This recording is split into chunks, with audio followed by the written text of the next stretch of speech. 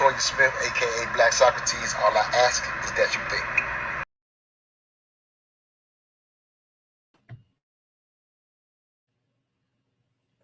What's up, everybody? It's your boy Montoya Smith, aka Black Socrates, and welcome to this episode of Just My 3 Cents, a live, interactive, rapid fire podcast where we get it in 30 minutes on race, sex, and culture. We'll bring ideas to you. Want you to jump on with me and bring ideas to me. As I love to philosophize on race, sex, and culture, the necessary conversations. What's up, Leslie? See you out there. Thank you, Queen, for supporting. We just make it quick, man. Get in here. See behind my head, the Mental Dialogue Talk Show. I always like to highlight that. I've been doing that show for 6 years every Saturday morning, and this is our jump into the video podcasting, if you will, which is what people, for whatever reason, people like to see you talk. Hey, I'm making the adjustment a little late in the game, but hey, we're not new to this. We true to this. But again, 6 years in the game on Mental Dialogue, and now we have the Just My 3 Cent podcast. And again, the ultimate goal is for you to jump on with me. I've already put the comments. I'm in the comment. You should have it on, whether you're on Facebook or YouTube, wherever you're watching. You should see where you can jump on and join me, and you can bring ideas that you want to discuss. And I'll start off with the topic that I want to lead with, but this doesn't have to be the entire 30 minutes. So that's how we do this thing. Hopefully y'all will jump on, because I don't want it to be a situation. I say this every week, but I mean this. I don't want to be a situation where you're just hearing me on my soapbox, if you will, for 30 minutes. So again, I hope y'all jump in with me, maybe give your input specifically on this Kanye West, or AKA Ye. And if you don't know, Kanye West has officially changed his name to simply Ye. Believe it or not, for whatever that means. But wanted to highlight, Kanye had this amazing interview on the Drink Champs podcast, if you will, with Nori, the rapper Nori, and DJ EFN, DJ Effin, I think that's how you say it. And it was a pretty amazing interview. I see. Oh, somebody mentioned the Travis Scott stuff. Yeah, if you want to jump on and bring it to the table, we can. So hopefully you can jump on. We open to talk about whatever you want to talk about that relates to race, sex, and culture. But just running down that vein with the Kanye thing. Hopefully some of you've seen the interview, but you don't have to have seen the interview for me to discuss what I wanted to discuss out of that interview. There's so many places, almost like a 2-hour interview, and there was a lot of things said, some things amazing, some things you might think is crazy. You might think Kanye is crazy, if you will. I like to refrain from that term. My most watched podcast ever was a conversation about mental health after Kanye had an episode some years ago where he was hospitalized due to whatever he was going through.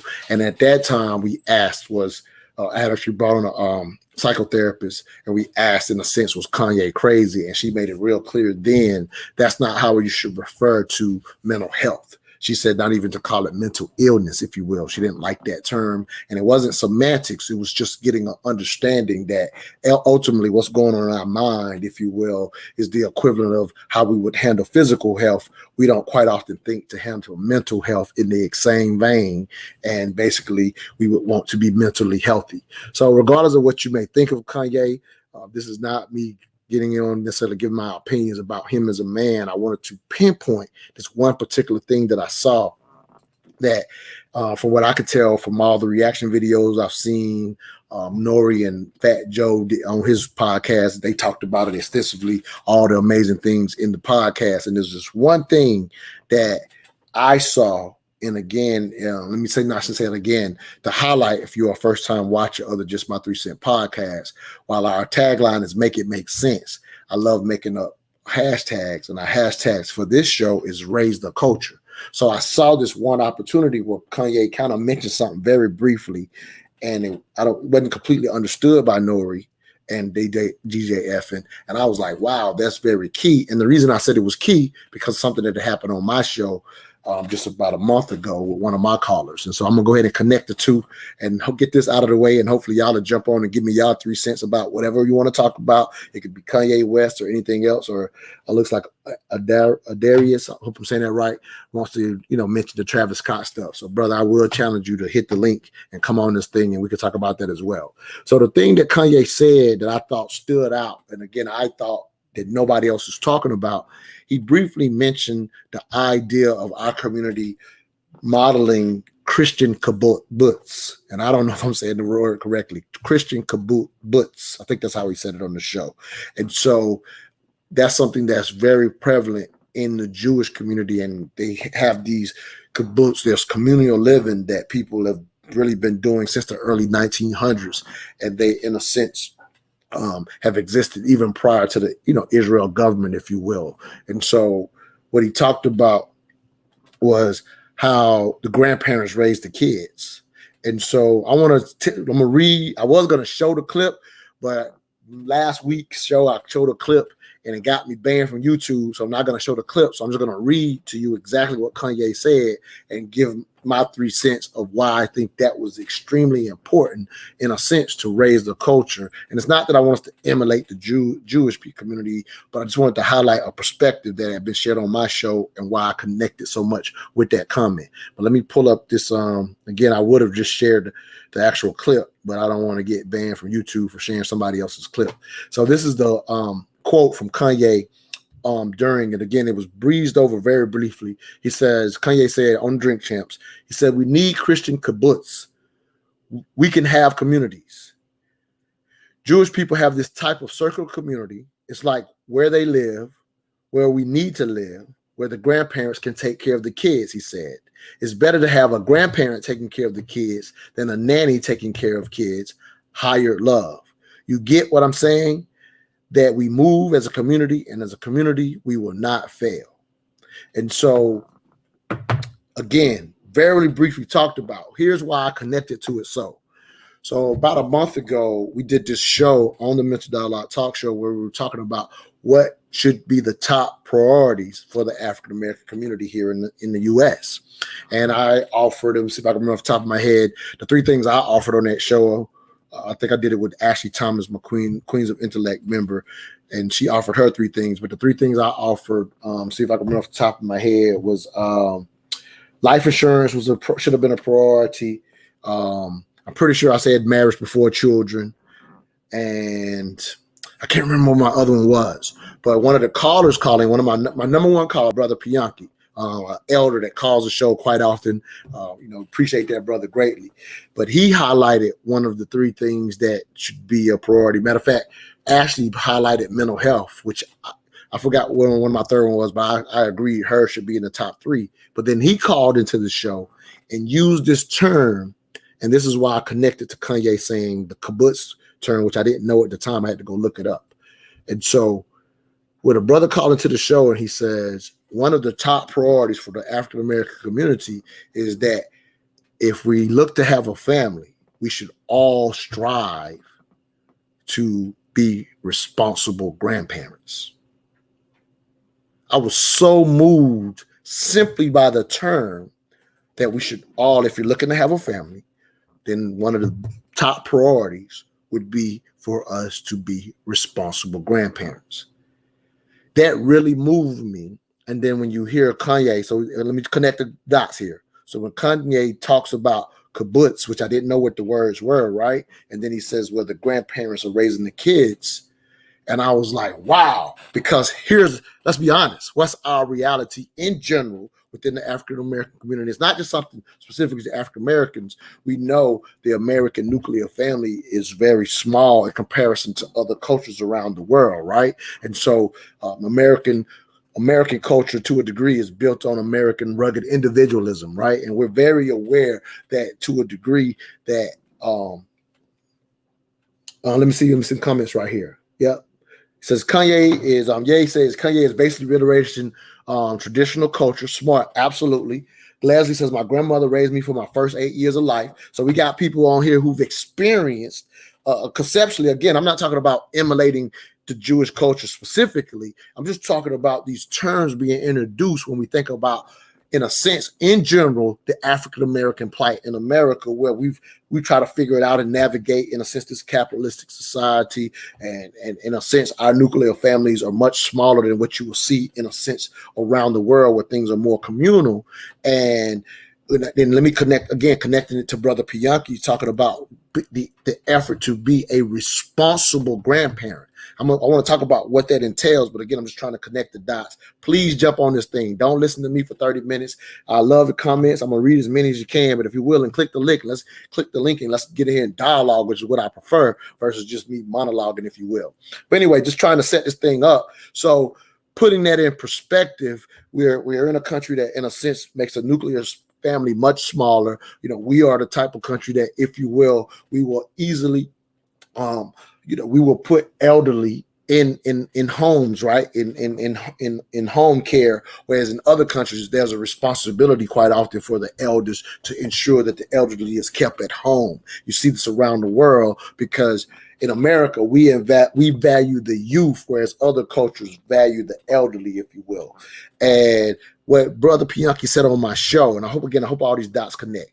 What Brother Pianki said on my show was that in the event that we get the family tradition back together, where we move to generational marriage, where you're not only raised by your parents, two parents in the home, which is, we always advocate healthy marriage before children, right? And so there's a big focus naturally on just returning to two-parent homes. Quite often that argument is always had. But when Brother Pianki comes on my show and says, well, our goal should be to become responsible grandparents, he was moving it to generational versus just the simple dialogue that we constantly have about two-parent homes, quote unquote, versus single-parent homes. I've been involved in a lot of those dialogues, and he literally called in, and with that term, responsible grandparent, elevated the conversation to almost say having a two-parent home isn't the goal in itself. Because what Brother Pianki said was, if you are a young father, you don't know what the hell you're doing in raising the kids. The father, the young mother needs counsel and guidance from the grandparents, because if it's your first child, you're new to this shit too. So hopefully there's experience and wisdom from the grandparents from the lived years, and they are playing a critical role in the values that are being placed into your children. And so when you get to the concept of responsible grandparent, then you can only get there if you're instilling the type of values where your children repeat the process of keeping a family together. And so you in a sense, to be a responsible grandparent, you have to have intact families to be able to have grandchildren that you are in their lives to raise. So I hope a lot of that's making sense. And it was all because he just called and said one of the top priorities in our community should be to become responsible grandparents. That's not simply words. That's a seed when you consider what all that entails. Because not only is being a responsible grandparent being there to help raise the seeds, right? But also part of responsibility would be this concept that we're always talking about, trying to leave a legacy to the next generation. Quite often, if we're honest about the financial side of that, for example, there's not a lot of wealth, in a sense, passed down currently within the African American community, specifically for us Generation Xers, that we're the first generations that is set to have less money than our parents had. That has always been different, and we're the first generation, in a sense, set to be that. So we've, in a sense, lost sight. And it's not just the money part, but I just want to bring that into when you start saying responsible grandparent. So responsible grandparent is instilling values so that your seeds repeat generational marriage, because that's how it would be easiest for you to be involved in the raising, right? And then also being responsible that you pass down some finances. So now that ties back into some of the stuff I was saying about life insurance on that previous show. So definitely would recommend find the Mental Dialogue Talk Show and go look up at the show what should be the top 3 priorities for African Americans. Let me look at some of the comments here as well. Please be willing to jump on this thing, man. And don't listen to me for 30 minutes. I'm begging y'all to jump on this thing with me. The link should be down there for you. Let me see what I got here. I got Lakai. The Lion says it's kind of weird because for like African, it's kind of weird because for like African American millennials, we're in debt and are kind of already moving towards the caboose thing because our grandparents are the most stable. Yeah, that's fair. He says, Leslie says, yeah, I never heard of a nursing home until I moved to Canada. And so I know, yeah, no, Leslie's that effect. Perfect time. And she's jumping on with me. Let me go ahead and pull Leslie on this thing with me. Hey, Leslie, you on the live with us? Come off the mute. Let's talk, Queen.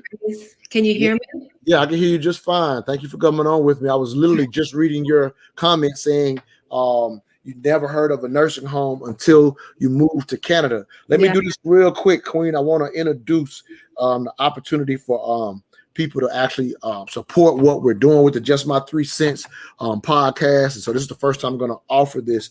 Let me see if I know what I'm doing here. I'm actually going to just play, if y'all will, bear with me. I want to highlight a sponsor that we have very briefly. Once you hear this sponsorship, I'll come right to you, Leslie, coming out of this sponsorship. All right, so bear with me, y'all. We're going to play a quick commercial, and we'll come back with Leslie's thoughts on this evening. I'm so used to doing the Saturday morning show. This evening is Just My 3 Cents. We'll be right back.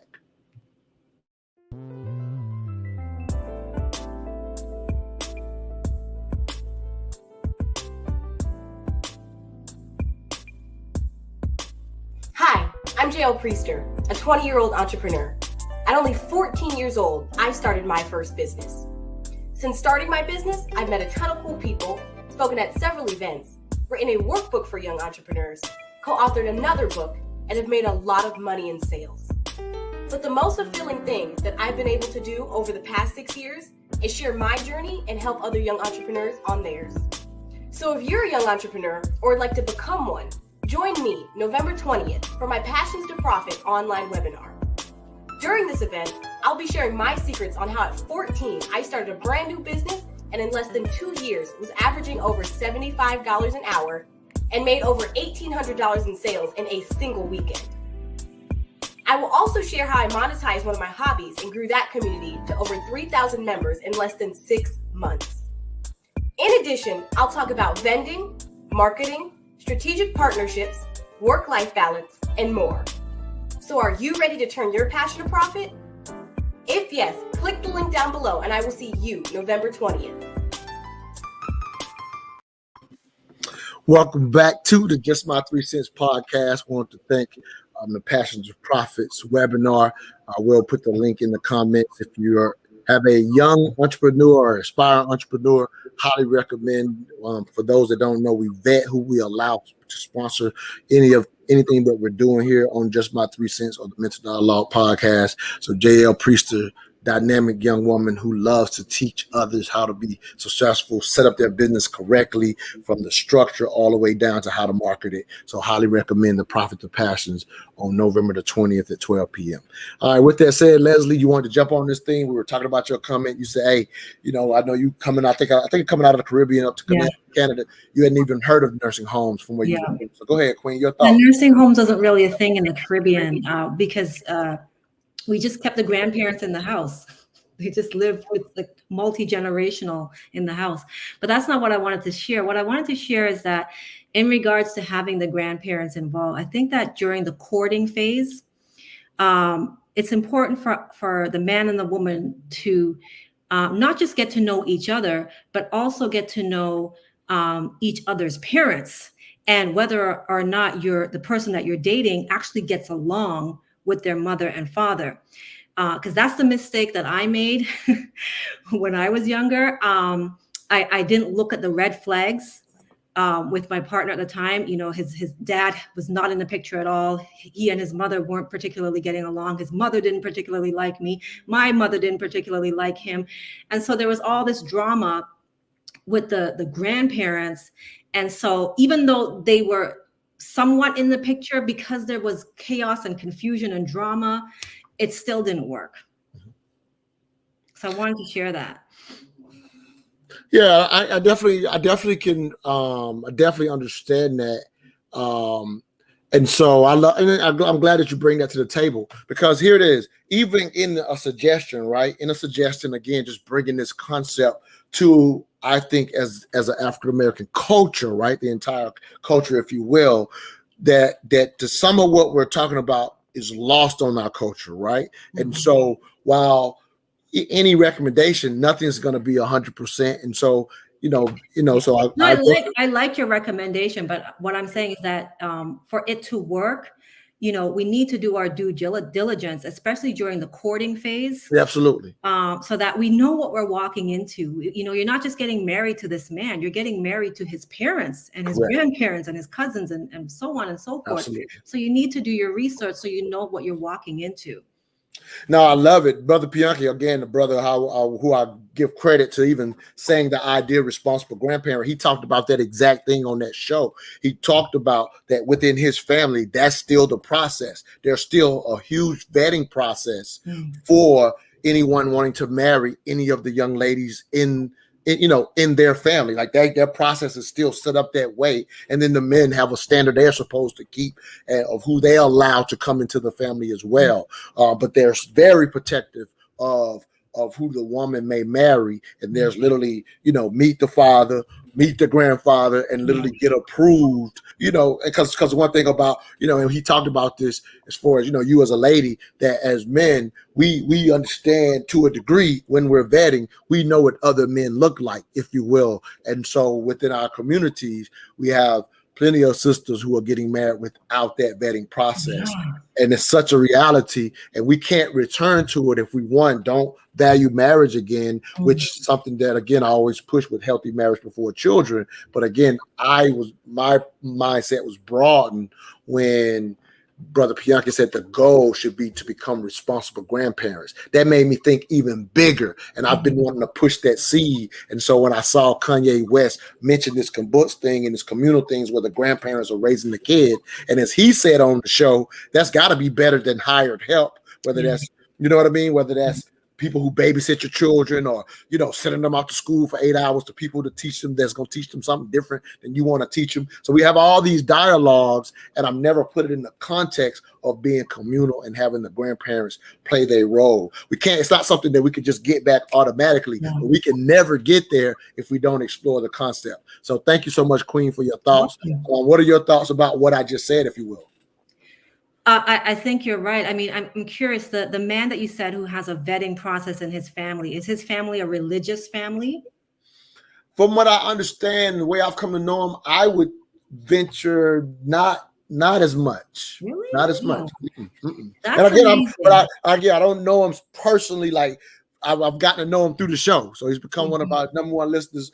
And I've had personal dialogues. I don't see that personally he doesn't mentioning it enough for me to think that's the case or whatever, but he's he really values African traditions. And so within that, it may not be in a sense, maybe as typically as religious as we would think here in America, but African traditions definitely follows, the family structure similar to how some religious communities do. Because again, when you think kibbutz specifically, that comes directly out of the Jewish community. So it aligns, even though I don't think he's very religious, in my opinion. I could be wrong. He might be very religious, and I just don't know. Okay. No, I love that. I mean, I wish I had this wisdom when I was younger. Because when I was younger, I was just like, I'm just going to be with whoever I want to be with. I don't care what my mother thinks. I don't care what anybody in my family thinks. I don't care what his family thinks. But, when you're young, you don't have wisdom. And you walk into situations and then you get children, and now you don't have support from the grandparents or the in-laws or whatever, because you didn't do your due diligence. And so I love that you're mentioning this topic and what Kanye is talking about, because it's on point. It makes sense to me. Yeah, well, I consider the most important part of the whole interview, as much as I loved or disliked certain parts of it, that, again, I didn't think people would jump on it, but I'm only jumping on it because of how Brother Bianchi jumps on my show when I'm saying, when I'm thinking the top 3 priorities for the African American community. I had no idea somebody would simply offer to become a responsible grandparent. There's so much that goes with it. It's the values that you get to teach to the next generation of what you want your family legacy to be. I'm talking about all the way down to the point of and what happens is our community, now that we have this seed, you can take what I'm saying today and try to bring it to the next generation, because if you haven't lived it out, if that hasn't been our own situation, then it's not like we can look to that, but there's no reason that we can't create it. Let me see what Lakai is saying. Lakai, I hope I've sent to put the link in there if you want to jump on, Lakai. I saw you asked that earlier. I want to say one. Oh, yeah, go ahead, Leslie. Yeah, please, go ahead. What I found, what I've experienced in my life is that grandparents are usually better at parenting than parents because they already have experience. So, for example, my mother wasn't the greatest at parenting me, right, but she's an amazing grandmother to her grandchildren. Right. And Brother Piaki talked about that. He literally said on the show that, because this is how he's super involved in his grandson's life or whatever, right? Mm-hmm. But he said, as a young father, you don't know what the hell you're doing. He literally said that. You don't. So now, once we hear this concept, now that we can, if we respect where Brother Punky's coming with being a responsible grandparent, if we now implant in our head, oh, well, this is a need, then like you said, your mother's become this amazing grandparent. And now that you have this concept, it really changes, in my opinion, if you're willing to buy into it, it changes how you allow the next generation to float. Because unfortunately, without intact families, we're often having to figure it out on our own. I got Deasia going to jump on this thing, Leslie, so I'm going to go ahead and knock you off and let her get in here for these last few minutes. But thank you so much, Queen, for coming on. All right, Deasia, I got 3 minutes. I'm going to let you blow this thing up like you always do. I know. I've been trying to jump on here, so I'm so sorry. I was trying to find a doggone link forever. But anyway, right it's supposed to be. It's in a write-up. It wasn't in the comments. And I had to click. I put it on the comments. Like you told me. I got to figure it out. Okay, go ahead. Yeah, I will talk about it. But anyway, I definitely appreciated the point that Kanye made. He dropped so many jewels in that video that it was crazy. Like, I actually was like sending them out as he was saying. I was sending it out in a group chat or whatever. And the thing about being raised by grandparents is so important. I'm going to tell you something, that a lot of us are being raised by our grandparents by default because, our parents are making some bad decisions, some poor mistakes or whatever the case may be. And so we end up being raised by our grandparents. So it's looked at as negative. But if we start creating a culture where that is okay, we could understand the beauty of it and what we could get from that. Because I was someone who, due to some things that my parents were going through, I ended up having to live with my grandma at a very young age. And I feel like, had I stayed with my mom and my dad throughout them going through whatever they was going through, some of the things that I picked up and the things that I learned from my grandma, I wouldn't have got that from them because they were first-time parents. It doesn't come with a manual. They don't know everything to do or whatever. So now your grandparents got that wisdom in order to instill culture and tradition in you, and it go on from generation to generation.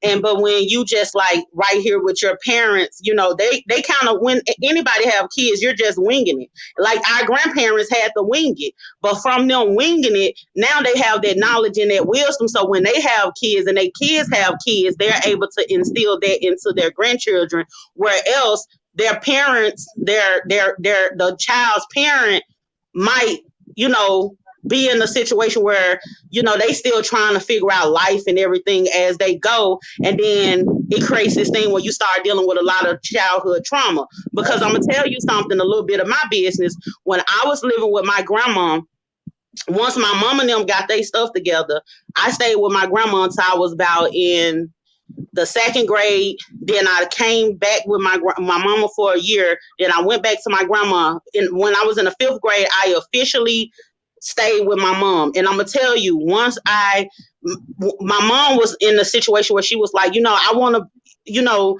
take care of my own child. It wasn't like she was trying to give me away. She just needed to get back on her foot because she was in a domestic violence type of situation with my sister's dad and everything. So once she got herself together where she could come back and get me, she did, but she still wasn't all the way stable. It was just that, you know, I want to be the parent. I want to take care of my child, like, you know, and I don't want to be dependent on the system and all of that. So now she come back and get me. And so now I have to start doing things that I feel like a child shouldn't have to do, taking on responsibilities that a child shouldn't have to. Where else, when I was with my grandma, I could be a kid because she's stable. What they're supposed to be. The roles stay because exactly. That's what. Yeah, with grandparents, that can happen much more easier. Right, because you know they're more stable, and my mom and them, they still trying to figure it out. So now I have to grow up fast because now I have to be there to help my mama. I have to be there to help raise my little sister. I end up not even being able to experience certain things that I should have within my childhood because I'm here having to be a partner for my parent. So it is very important for us to kind of like look at that idea of, you know, reconstructing things and possibly getting into a thing where the grandparents do have a more important role in raising the children. Now, I love, I'm going to kind of, you know, we're at the end here, so I love, I'm going to leave it right where you're at, because I feel like you got it. You really said it so succinctly, and I agree with everything you said. And, you know, that's not always the dialogue. We don't mind disagreeing, but in this situation, we're on the same page, and I love what you're saying. And I want to just really highlight this because people sometimes just won't think about the how. So just by, I don't know how people could even disagree with anything that you said, but I do want to highlight that the how doesn't just happen. So we can't just stop at we agree with what you're saying, Deasia. Our generation, to a degree, while some of us may have missed some of what we're talking about today, it becomes us consciously thinking about how do we create it? What role can we do? Because if we don't think about it, what happens is we let American individualism kind of take over, and we hope and want the best for our kids, but we don't even think about what our role should be because we didn't necessarily see it like we needed to see it. But like you said, a grandparent was done by default. We're missing it versus being intentional about it. Being intentional about, as a grandparent, although maybe a lot of us didn't, quote unquote, come up in two-parent homes, and although you may not be the example, still nothing wrong with instilling that into your grandkids, because if you're going to get the appropriate amount of life insurance, then you can say stuff like this to your next generation. If you're married and you're carrying on the bloodline, you can have access to this estate. If you make decisions that are irresponsible to the bloodline, you can't carry my name or receive any of this money. You can't do these things without being intentional and thinking about it. And the idea of estate planning, because estate planning is also going to be part of being a responsible grandparent, not just the values, not just the raising, but the current term responsible grandparent encompasses all of that. And I hope we at least move the culture to think and raise the culture. So thank you for your thoughts, Queen. I'm gonna share a piece from my upcoming book, Just My 3 Cents, like we always do. We take these things 30 minutes and quick hitters. One comment in the comment that I want to highlight. Omar Dean said, my grandparents was great at helping raise us. They knew their roles. My parents, not so much, which speaks to exactly what you said, Deasia. Thank you for coming on this thing with me, Queen. I'm gonna end it with a short piece from my upcoming book, Just My 3 Cents. Looking to drop that at the beginning of the year.